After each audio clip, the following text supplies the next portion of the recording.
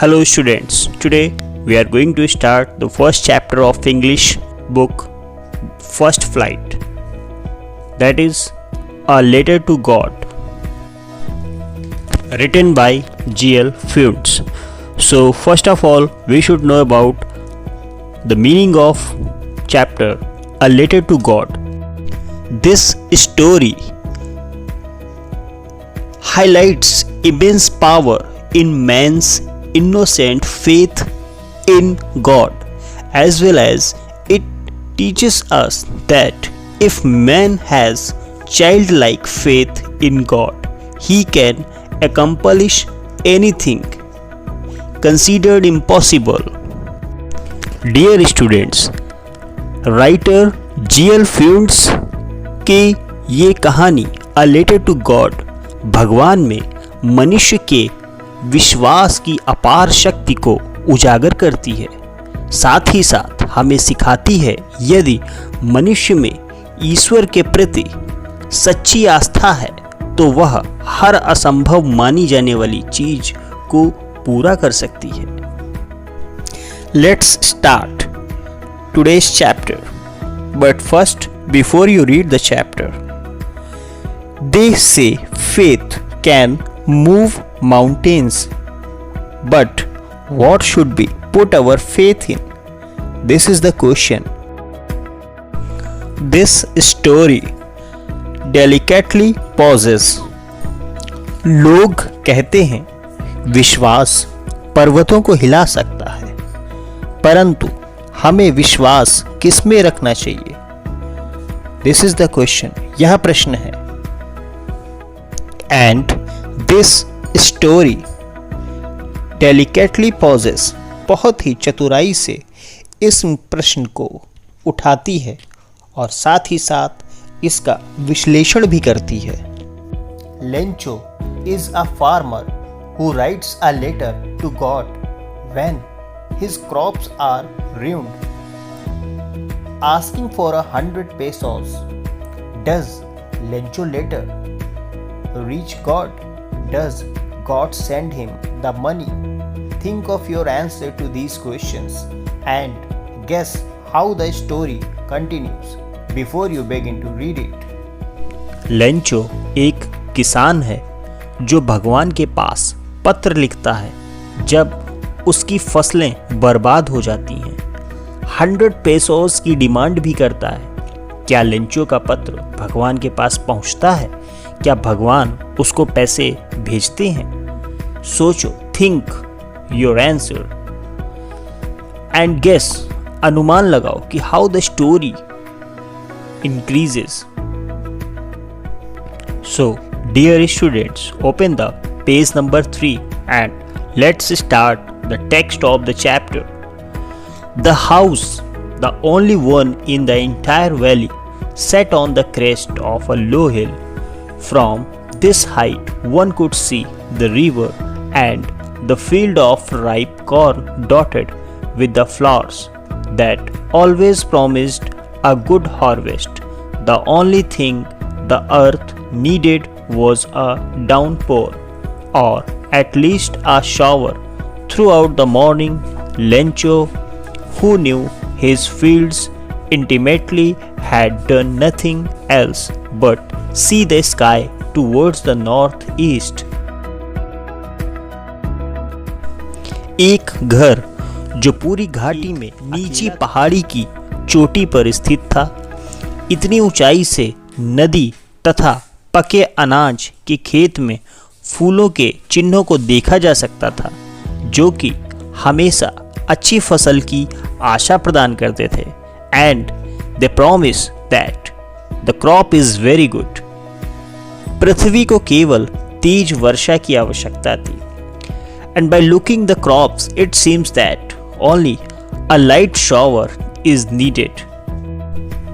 That's why Lencho kept on watching towards the sky, because he knew that his crops needed a little shower.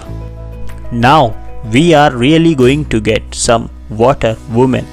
The woman who was preparing supper replied, yes, God willing.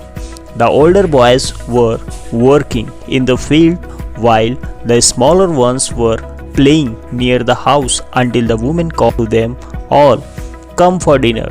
It was during the meal that, just as Lencho had predicted, big drops of rain began to fall. In the northeast, huge mountains of clouds could be seen approaching. The air was fresh and sweet. The man went out for no other reason than to have the pleasure of feeling the rain on his body, and when he returned, he exclaimed, "There isn't raindrops falling from the sky. They are now coins. The big drops are 10-cent pieces and the little ones are 5s." Lencho, जो कि आसमान की तरफ देख रहा था, अब उसको विश्वास हो गया और उसने उस घर में काम कर रही स्त्री की तरफ देखा और कहा कि yes, now we really can get it. अब वास्तव में हमें कुछ लाभ प्राप्त होगा।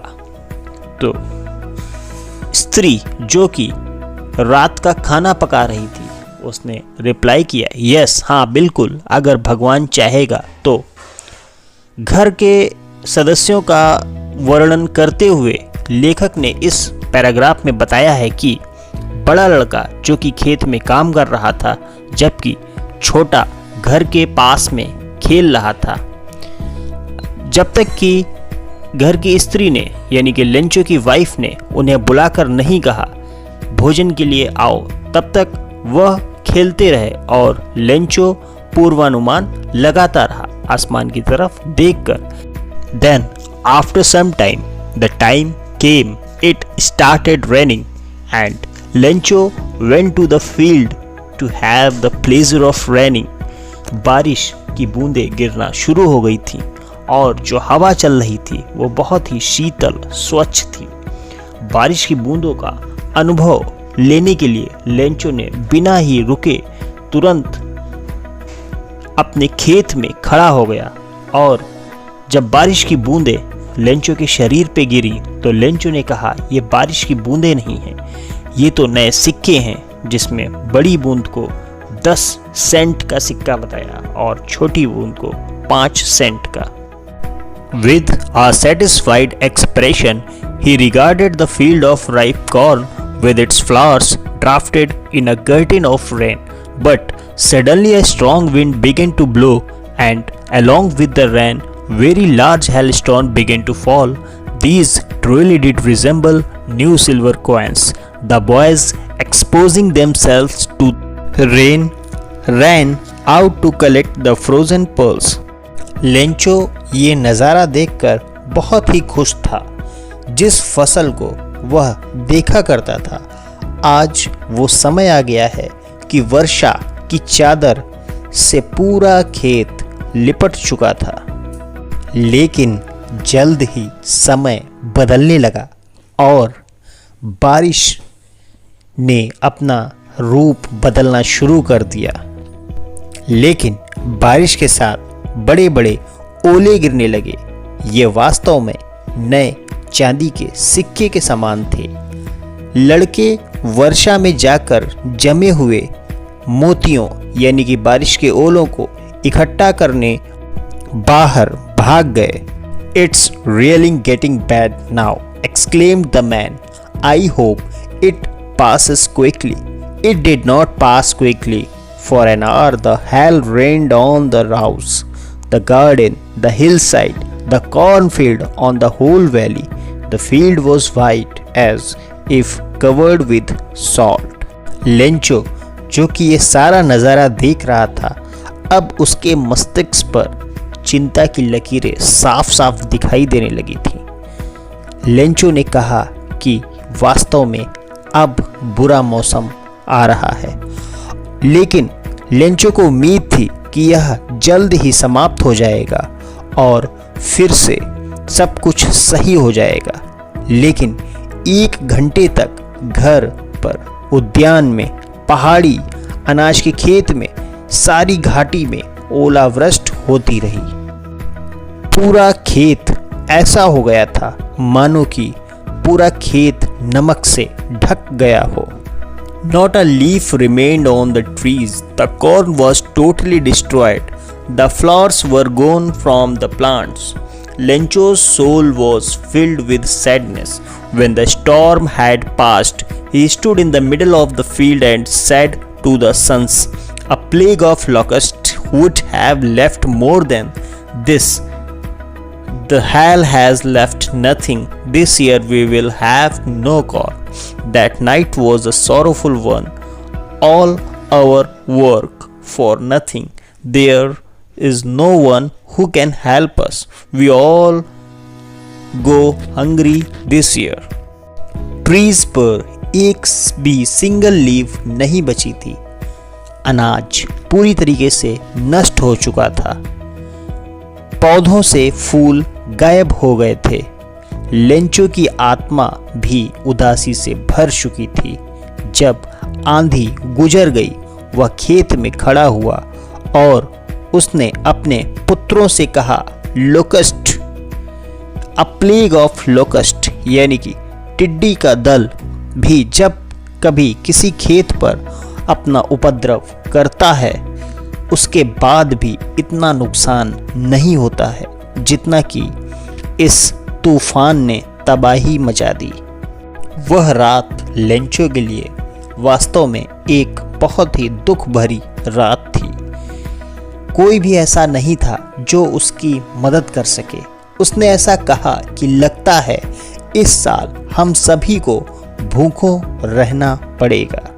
सो dear students, now you must have understood about the story and the character Lencho and all the circumstances which Lencho faced. In our next video, we will understand that how Lencho faced this problem and how he got his solution.